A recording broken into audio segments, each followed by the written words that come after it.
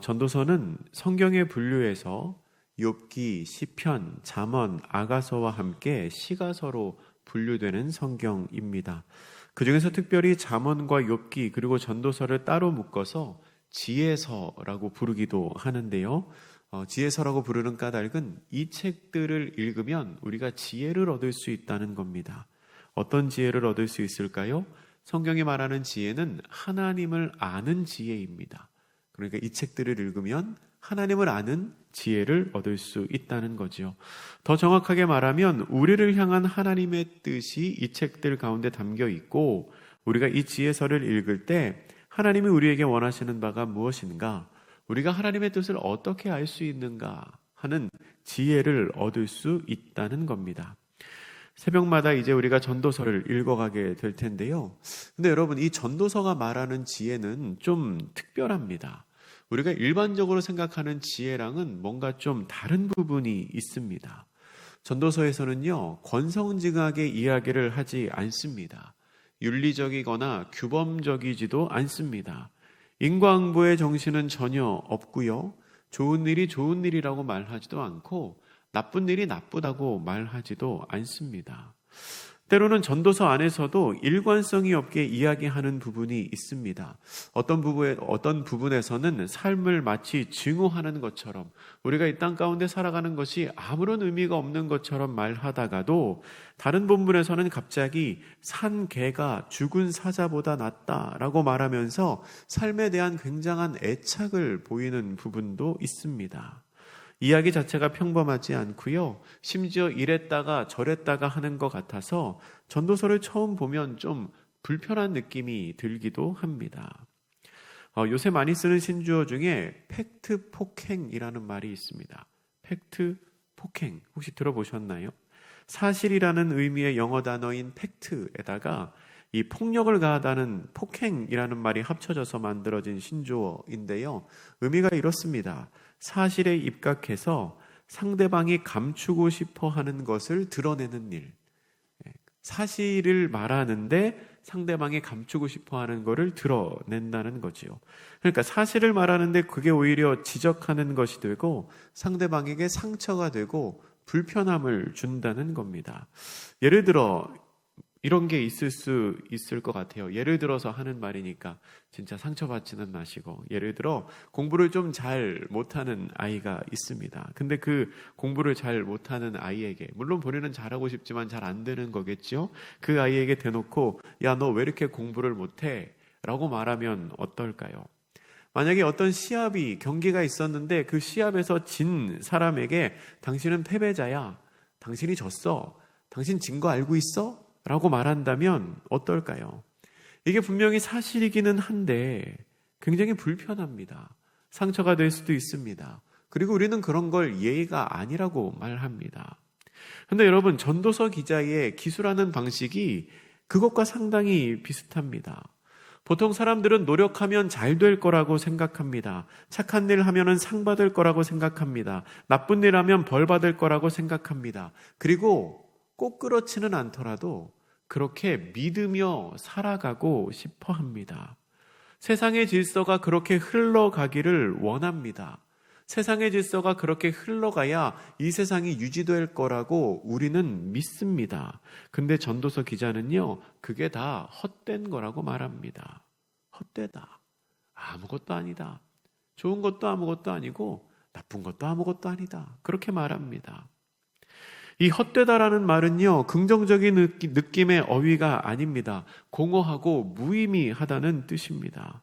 근데 전도자는 말하기를 아무리 노력해도 삶은 헛된 겁니다 라고 말하고 있습니다. 근데 여러분, 이게 사실은 맞는 말입니다. 이게 맞는 말이에요. 근데 맞는 말이기는 한데 열심히 살고 있는 사람에게는 이게 불편한 얘기입니다. 나는 뭔가 나아질 것을 기대하면서 열심히 살고 있는데 거기다 대고 그거 다 헛일이야, 그렇게 말하면 좀 김이 새지 않겠습니까? 마치 전도자의 이 말은 내가 살고 있는 이 세계의 질서와 원칙을 깨뜨리는 것 같습니다. 근데 가만히 살펴보면 사실 전도자의 말이 맞습니다. 열심히 한다고 해서 다 잘 되는 거 아니잖아요. 악인이라고 해서 다 망하는 거 아니잖아요. 그러니까 마치 지금 전도자가 팩트 폭행을 하고 있는 것 같습니다. 전도서 기자는 1절에서 다윗의 아들 예루살렘 왕 전도자라고 스스로를 밝힙니다. 이 전도자는 기독교 전승에서 솔로몬으로 알려져 있습니다.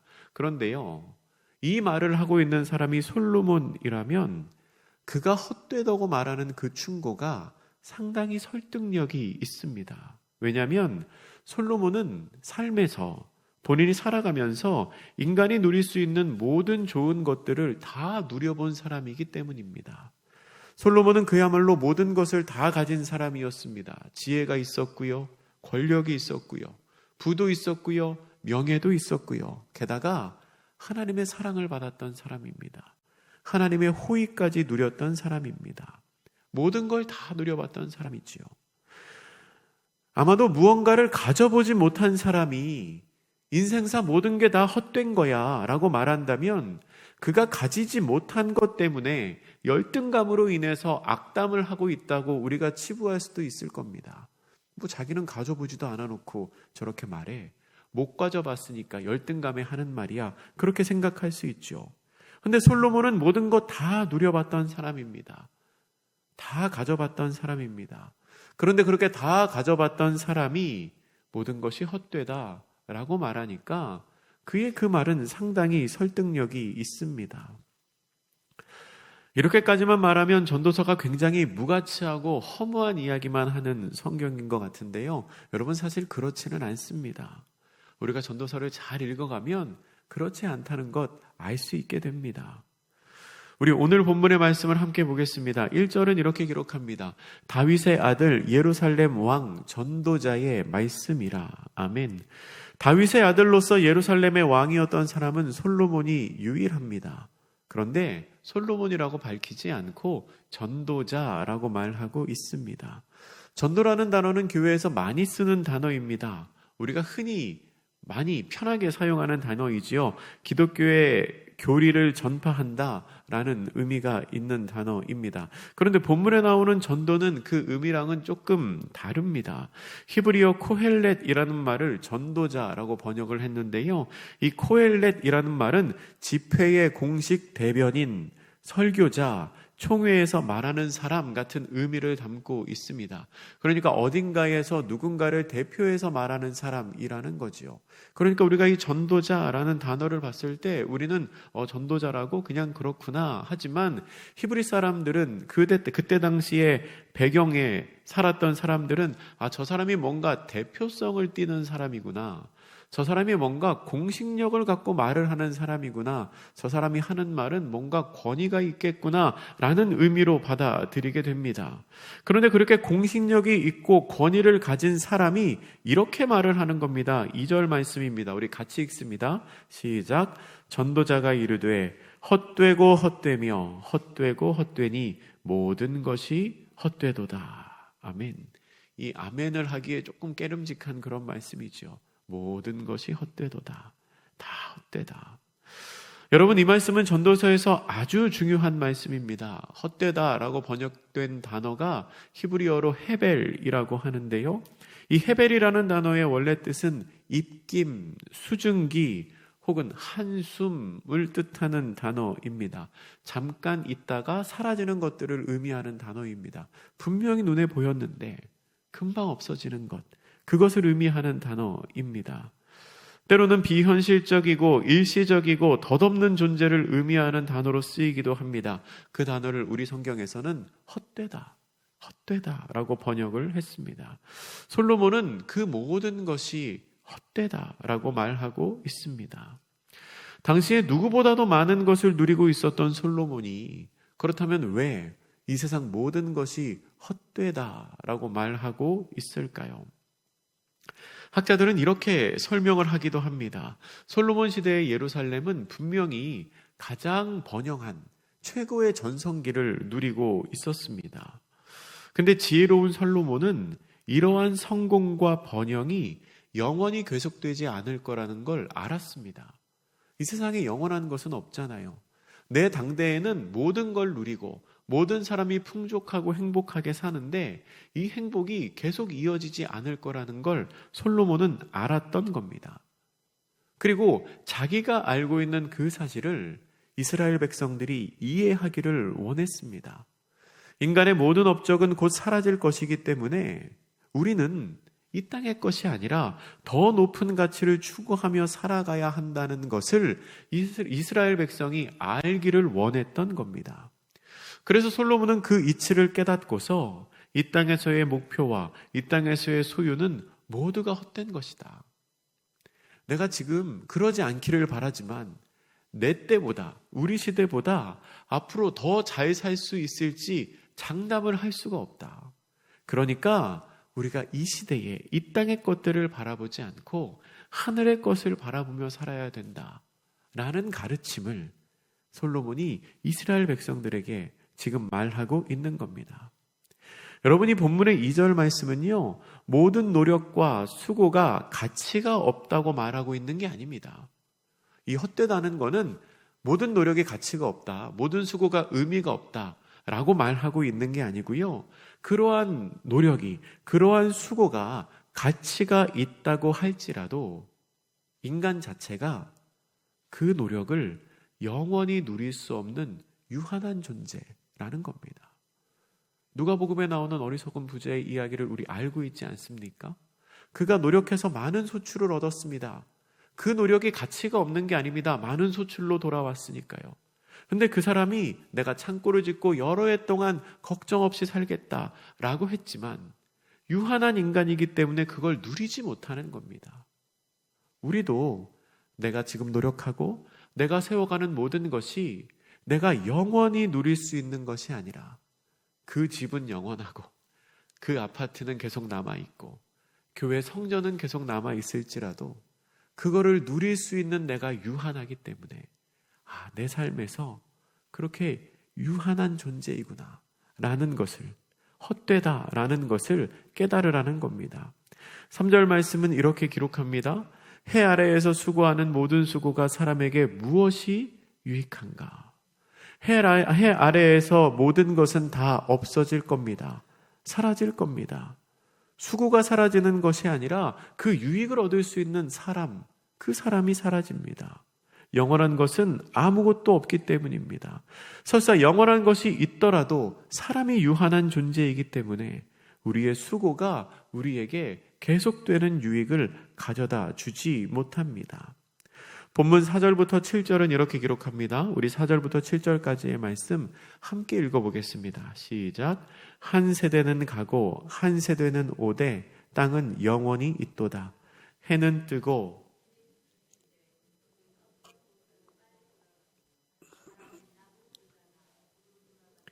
이리 돌며 저리 돌아 바람은 그 불던 곳으로 돌아가고 모든 강물은 다 바다로 흐르되 바다를 채우지 못하며 강물은 어느 곳으로 흐르든지 그리로 연하여 흐르느니라. 아멘. 역사와 자연을 관찰하면 허무할 수밖에 없다라고 전도서 기자는 말하고 있습니다. 아무리 날고 기는 영웅일지라도 시간이 지나면 다 이 땅을 떠나갈 수밖에 없습니다. 그저 땅이 남아서 그들을 지켜볼 뿐입니다. 해도 바람도 강물도 어딘가로 가고 있는 것 같지만 결국에는 다 제자리에 있습니다. 다시 시작한 곳으로 돌아갈 뿐입니다. 사람의 유한한 눈으로 보기에는 시간이 지나면서 식물이 자라고 움직이고 변화하는 것 같지만 그것은 우리의 착각입니다. 변하는 건 아무것도 없습니다. 그냥 그 자리에 있고 사람이 왔다가 그저 떠나갈 뿐입니다. 8절 말씀은 이렇게 기록합니다. 모든 만물이 피곤하다는 것을 사람이 말로 다 말할 수는 없나니 눈은 보아도 족함이 없고 귀는 들어도 가득 차지 아니하도다. 아멘. 이러한 돌고 도는 반복을 유지하느라고 만물은 피곤합니다. 재밌는 표현이죠. 만물이 지쳐 있습니다. 똑같은 일상을 반복하는 거죠. 그런데 사람의 욕심은 끝이 없습니다. 눈은 계속 보기를 원하고요. 귀는 계속 듣기를 원합니다. 유한한 존재인 인간에게 무한한 욕심이 있다는 것은 참 아이러니한 일입니다. 사람은 한번 왔다가 금방 돌아가는 존재인데 눈으로 아무리 채워도 귀에 아무리 담아도 채워지지 않는 끝없는 욕심이 있다는 거죠. 강물이 아무리 흘러가도 바다가 넘치지 않는 것처럼 사람의 욕심은 아무리 채우고 또 채워도 만족할 줄을 모르고 더 채우려고 한다는 겁니다. 마지막 9절부터 11절까지 말씀입니다. 우리 같이 읽겠습니다. 시작. 이미 있던 것이 후에 다시 있겠고 이미 한 일을 후에 다시 할지라. 해 아래에는 새 것이 없나니 무엇을 가리켜 이르기를 보라 이것이 새 것이라 할 것이 있으랴. 우리가 있기 오래전 세대들에게도 이미 있었느니라.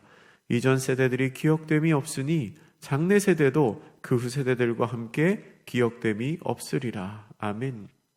세상의 모든 것은 끊임없이 반복됩니다. 사람들은 끊임없이 새로운 것을 갈망하지만 해 아래에는 새 것이라고 할 만한 게 사실은 없습니다. 고대 아수르 왕실의 비문을 보면 아수르 왕들은 이전 세대 사람들이 이루지 못했거나 시도해보지 못했던 새로운 성취를 이루는 것을 자랑스럽게 여겼습니다. 그래서 끊임없는 업적을 세우려고 했습니다. 새로운 큰 건축물을 짓는다든지, 새로운 토목공사를 한다든지, 아니면 신상을 세운다든지, 이전 사람들은 하지 않았던 무언가를 하길 원했고 그걸 자기의 업적으로 삼았던 거지요. 그리고 그렇게 이전 사람들이 행하지 않았던 일을 하면서 자기를 창조자 혹은 내가 모든 일의 시조가 되기를 원했다고 합니다. 지금 시대에도 그런 사람들이 있습니다. 어떤 단체장이 되거나 권력을 가지면 자기의 업적 혹은 자기의 이름을 남기기 위해서 뭔가를 시도하고 뭔가를 세우는 사람들이 있죠. 그런데 아무리 그렇게 새로운 것을 하려고 해봐야 다 누군가가 했던 일이라는 겁니다. 다 반복되는 일이라는 겁니다. 또한 그렇게 아무리 노력하고 아무리 대단한 일을 해도 우리가 이전 세대를 기억하지 못하는 것처럼 후대 사람들도 우리를 기억하지 않을 거라는 겁니다. 결국 모든 게 헛된 일입니다. 결국 모든 게 헛된 노력입니다. 말씀을 정리하겠습니다. 전도자는 이 전도서를 시작하며 모든 것이 허무하다, 무의미하다라고 말합니다. 아무리 노력해도 인간은 유한한 존재이고 아무리 새로운 것을 하려고 해도 이미 새로운 것은 없다라고 말하고 있습니다. 여기까지만 보면 전도서가 굉장히 무가치하고 허무한 이야기를 하고 있는 것 같지만 그런데 아까 말씀드린 것처럼 여러분 그렇지 않습니다. 전도서를 찬찬히 그 결론까지 읽어가면 전도자가 무슨 말을 하려고 하는지가 명확해집니다. 전도자는 전도서를 시작하며 모든 것이 무의미하다라고 말하지만 전도서를 읽어가다 보면 그가 결국 하고 싶어하는 얘기는 뭐냐? 모든 것이 무의미하다. 하나님 외에는 그 얘기를 하고 있습니다. 하나님 외에는 모든 것이 무의미하다. 전도자는 이 땅에 허무함이 가득하다고 말합니다. 그 모든 결핍과 허물을 채우실 수 있는 분은 오직 우리 하나님 한 분뿐이십니다. 예수님께서는 이 땅에 오셔서 삶의 결핍과 허무함으로 가득한 사람들을 찾아가 만나주셨습니다. 그들을 위로하셨고요. 그들을 고치셨고 그들을 회복시켜 주셨습니다. 그래서 무가치한 인생이라고 보여졌던 사람들이 예수 그리스도로 말미암아 새로운 삶을 살 수 있게 되었습니다. 아무런 희망이 없고 허무한 삶이라고 여겨졌던 사람들이 예수님을 만나니까 그 삶에 희망이 생기고 그 삶에 소망이 생겼습니다. 여러분 솔직히 말해서 우리가 살아가는 이 삶은 그렇게 낭만적이지 않습니다. 그렇게 낙관적이지도 않습니다. 정말 전도자의 말처럼 이 땅 가운데 권선징악이 제대로 이루어지지도 않고 인과응보도 없는 것 같습니다. 그러지 않기를 바라지만 근데 현실이 그런 것이 사실입니다. 그리고 그 현실을 포장하지 않고 직설적으로 말하고 있는 이 전도서는 좀 불편하기도 하고 좀 이상하기도 합니다. 그런데 이것이 우리의 솔직한 삶이고 그리고 그 이상한 세상에 유일한 희망이 되어주시는 분이 바로 우리 하나님이시라는 것이 전도자의 말씀입니다.